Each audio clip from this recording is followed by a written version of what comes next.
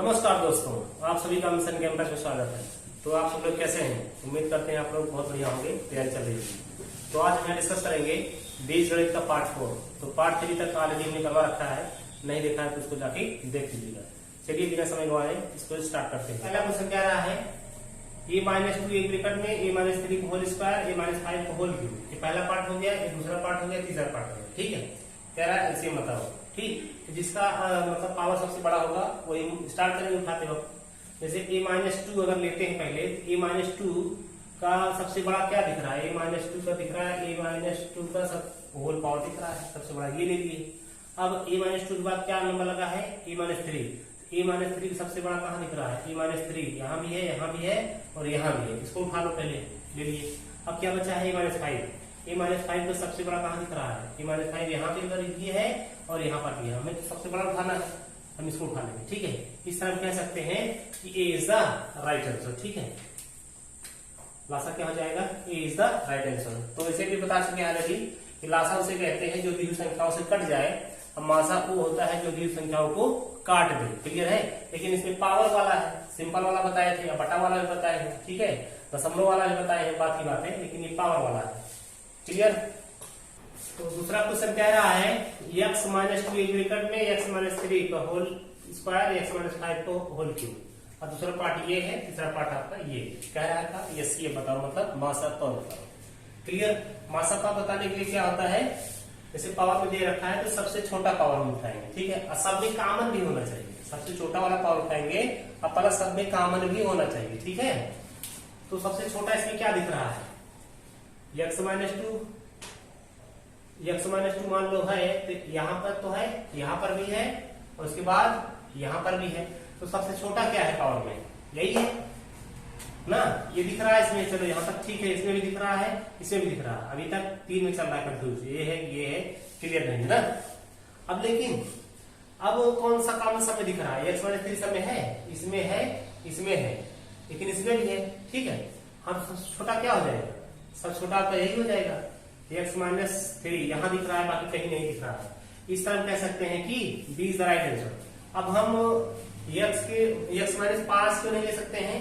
क्योंकि इसमें तो है, इसमें थर्ड पार्ट में है और इसमें है, लेकिन हमारे सेकेंड पार्ट में x-5 नहीं है, इसलिए हम इसको नहीं ले सकते हैं।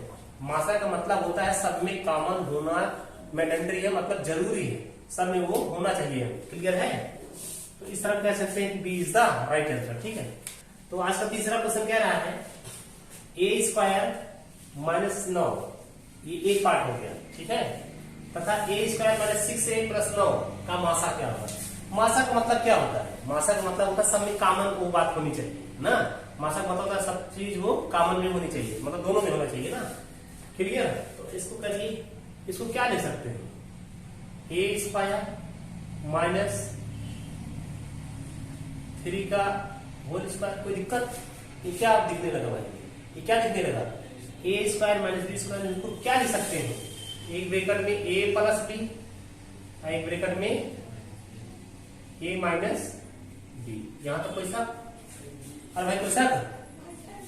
आप देखो, अब इसको ले लो a², इसको हम लिख सकते हैं 2/3 6 और गुणे में a, मतलब ये तो सब में शामिल है ना।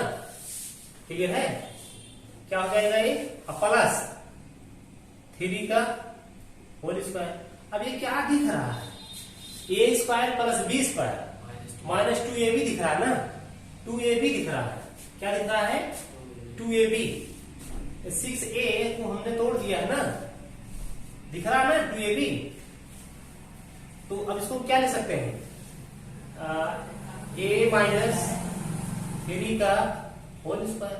अब तो भाई ये वाले में और ये वाले में, ये पहला है, ये दूसरा है। अब देखिए हमें मासा लेना है, तो मासा क्या दिख रहा है? मासा का मतलब सब में कॉमन होना चाहिए वो बात। तो क्या दिख रहा है? वो भी सबसे छोटा वाला पार्ट a-3 दिख रहा है ना, a-3 is the right answer. ठीक है, इस तरह हम कहेंगे, बात समझ पाए?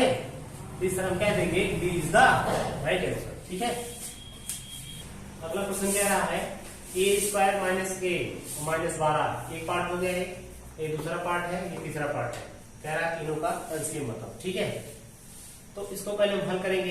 इसको क्या लिख सकते हैं? देखा जाए तो ए स्क्वायर माइनस ए माइनस 12। अब 12 को इस तरह से हम खंड करेंगे ताकि पूरा करने के बाद 12 आए, उन दोनों संख्याओं का गुणनफल 12 आए और जुड़ने घटाने पर हमारा माइनस ए। क्लियर है? हम इसको लिख सकते हैं ए square minus 4a plus 3a, ठीक है, और माइनस 12 हो सकता है भाई। 4 दिया ही 12 दिया गया, अब माइनस 4a में 3a जब घटाएंगे तो माइनस ए भी हमारा आ जाएगा। सेटिस्फाई कर गया ना? ठीक है। अब यहाँ पे a हम कॉमन ले लेंगे तो बचेगा a माइनस 4 बचेगा, यहाँ पे प्लस हम 3 कॉमन ले लेंगे, यहाँ बचेगा a माइनस 4। कोई शक? अब यहाँ लिख सकते हैं ब्रैकेट में a प्लस 3 a माइनस 4। ये एक पार्ट हो गया। अब तो यहाँ से हम लासा निकालने में भाई सरलता होगी ना। अब इसको हम क्या लिख सकते हैं, यहाँ पे देख लो, यहाँ a स्क्वायर है और माइनस 3 हम लिख सकते हैं स्क्वायर, इसके स्क्वायर कर लो। क्या लिख सकते हैं इसको, एक ब्रैकेट में a प्लस b। कोई शक भाई? एक ब्रैकेट में a माइनस b, ठीक है। ये पहला हो गया, ये दूसरा हो गया। एक तीसरा यहाँ देख लो, ये पहला है, ये दूसरा है, ध्यान रखना। तो तीसरा पार्ट देखिए, ये तो हो गया पहला, ये हो गया दूसरा। अब तीसरा देखिए, ठीक है। तीसरा क्या कह रहा है, ए स्क्वायर माइनस 8a प्लस 16। अब इसको क्या लिख सकते हो, ए स्क्वायर माइनस 2 चौक 8 गुणे में a, इसको क्या लिख सकते हो, 4 की पावर लिख सकते हो या तब कोई दिक्कत? क्या दिखने लगा, a square plus B square minus 2a भी दिखने लगा।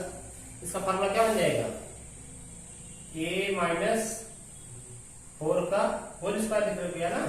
एक होता है square plus B square minus 2ab। अब देखो, अब ये तीसरा हो गया, ये पहला है, दूसरा। अब हमें तो लासा निकालना है, तो लासा का मतलब सबसे बड़ा पावर किसमें है, तो सबसे बड़ा पावर तो यही है, ए माइनस 4 दिख रहा है। हाँ, ए माइनस 4 यही दिख रहा है। अब बाकी कहीं दिख नहीं रहा है। इस तरह से हम बिना समय गंवाए हम कह देंगे B is the right answer, लेकिन पूरा चेक करेंगे, ठीक है, पूरा चेक करेंगे। अब देखिए a माइनस 4 का होल स्क्वायर हो गया। अब देखेंगे a प्लस 3 लिख लेंगे, a प्लस 3 भी है, और उसके बाद a माइनस 3 भी लेना पड़ेगा ना, a माइनस 3 भी लेना पड़ेगा। अब यहाँ a प्लस 3 हम ले चुके हैं, ये वाला दोबारा थोड़ी लेंगे हम, जो एक बार ले लेंगे उसको दोबारा हम नहीं लेंगे। जैसे a ले लिए हैं और ये वाला हो चुका है, अब ये बाकी है, इसको भी ले लिए हम। इस तरह कह सकते हैं कि B is the right answer, ठीक है। तो अगला क्वेश्चन कह रहा है, यदि समीकरण 2a square plus 8a plus k बराबर 0 के मूल बराबर हो तो k का मान क्या होगा, ठीक है। तो k का मान क्या होगा, एक चीज हम ऑलरेडी जानते हैं बहुत पहले से ही, क्लास 1 से शायद जानना स्टार्ट हो जाता है। ये विविधकर d बराबर होता है b स्क्वायर माइनस 4ac।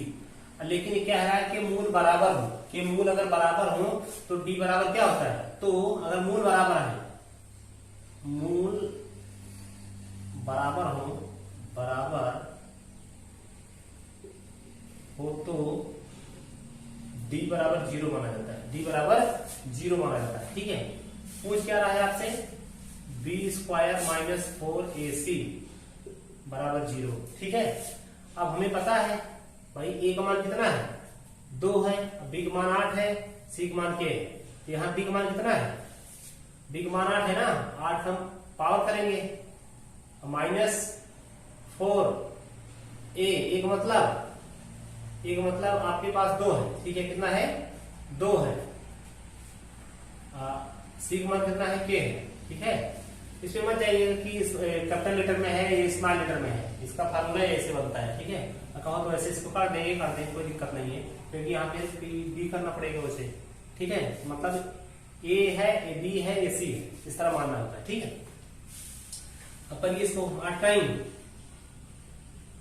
64, ठीक है, माइनस 4 गुना 8k बराबर 0। 8k बराबर क्या हो जाएगा, 64 हो जाएगा भाई ना, अरे 64 हो जाएगा, बोल नहीं रहे तुम, अरे भाई जब माइनस 8 है, 8k है, अब ये उधर जाएगा, ये भी माइनस हो जाएगा, तो माइनस कट नहीं जाएगा, क्लियर है। जब माइनस कट जाएगा तो 8 टाइम k का मान कितना है, 8 इज द राइट आंसर, मतलब सी इज द राइट आंसर, ठीक है।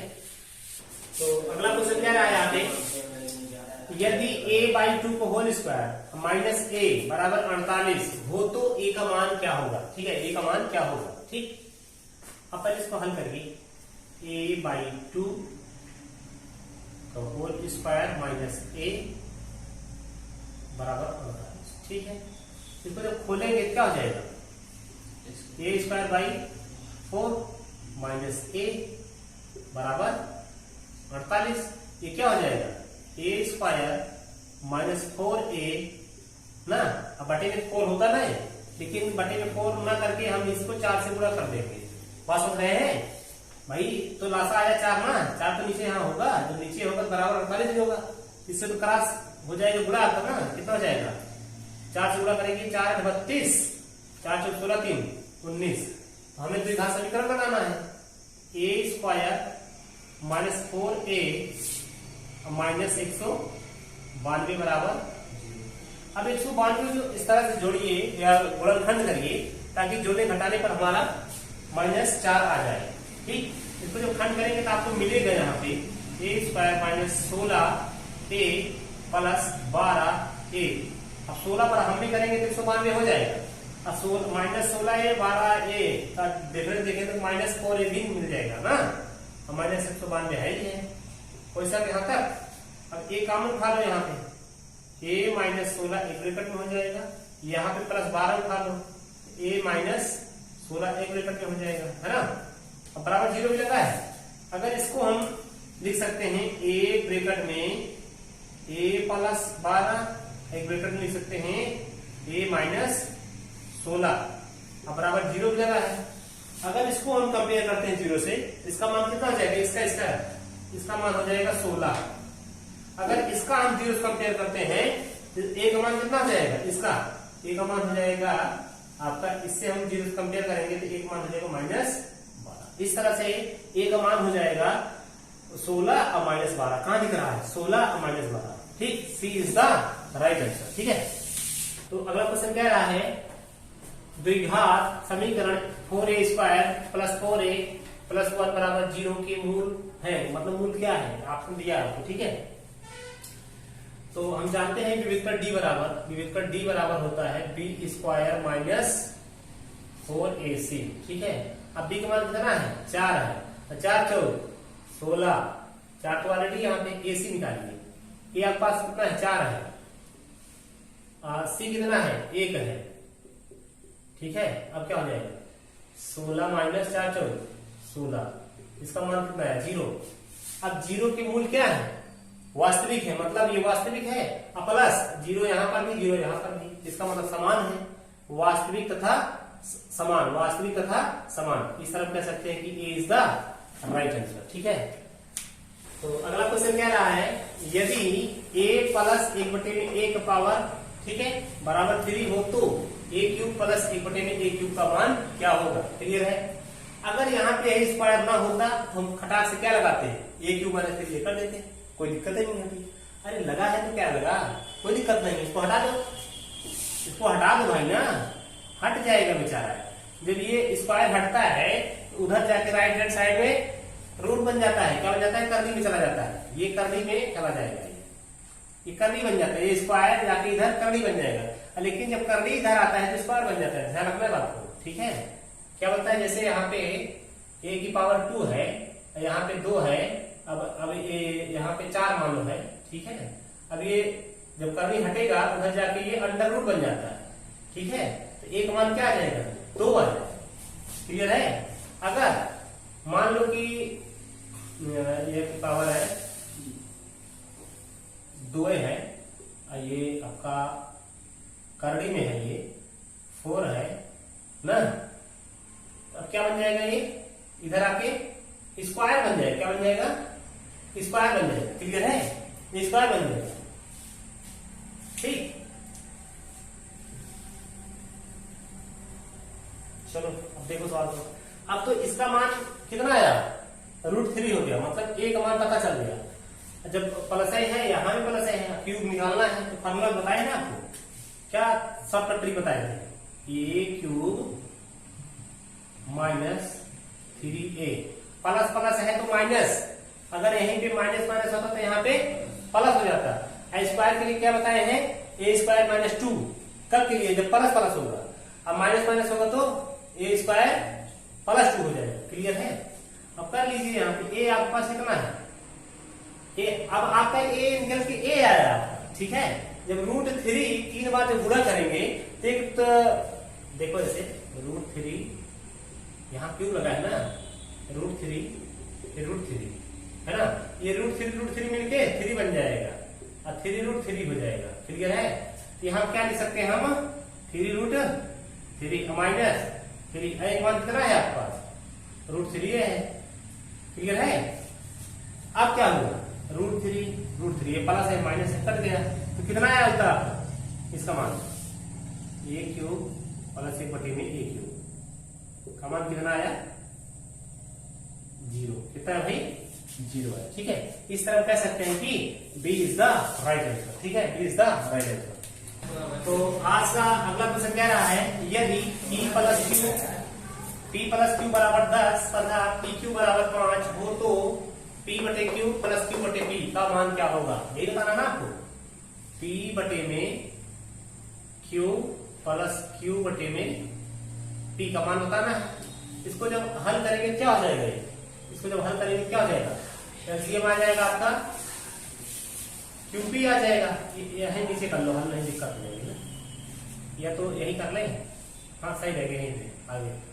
QP आपका एलसीएम आ गया तो Q से Q कट जाएगा, ये Q से Q आपस में कट जाएगा तो P स्क्वायर हो जाएगा। यहाँ पे कोई शक, प्लस है प्लस लगा दो। अब ये P से P कट जाएगा, यहाँ बन जाएगा Q स्क्वायर। ठीक है। अब कुछ दिखने लगा, a square plus b square का फार्मूला क्या होता है, एक ब्रैकेट में a प्लस b का होल स्क्वायर माइनस 2ab। लेकिन जरूरत पड़ने पर कभी कभी हम लिखते हैं एक ब्रैकेट में a माइनस b का होल स्क्वायर प्लस 2ab, लेकिन हम लगाएंगे यही वाला, तो कौन सा पता है, ये b